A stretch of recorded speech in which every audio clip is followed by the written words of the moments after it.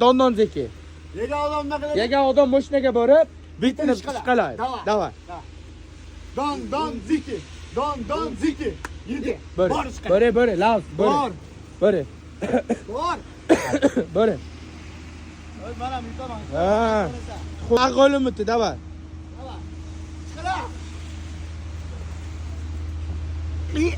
Bo'le, yedingiz. Haki.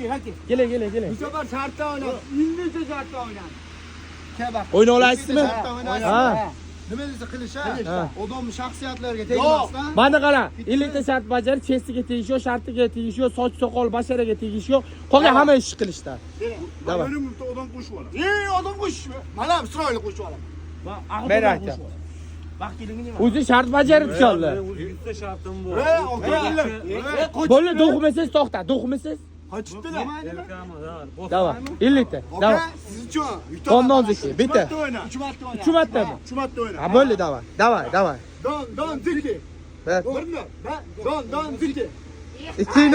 Don ziki. Arkadaşlarımız dedim. Voy, birinchi shart. Sen o'zingga berasizlar. Davay, birinchi. Ikkita boshdan, ikkita tomoniga borib, bitinglarni mashina qilib 5 sekund turib beringlar.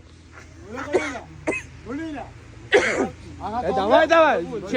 Davay, mujik bo'linglar. Erkak bo'linglar. Shart tugagandan keyin o'ynaymiz. Bitta shart qilmasani 10 tadan qo'shiladi. Ikkita tomonga. Qani? 5 sekundda 5 ga sanaman. Qo'yinglar. 1 2 3 4 5. Aha to'xtalik tugadi. Qo'y.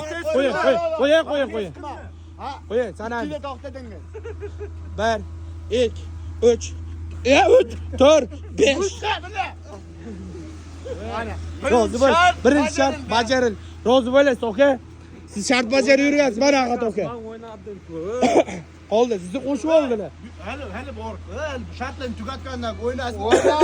Bo'ldi. Qara, okalar, lipo shartni o'zingizga bajartirasiz. Bajartirmagan o'sha. Ha.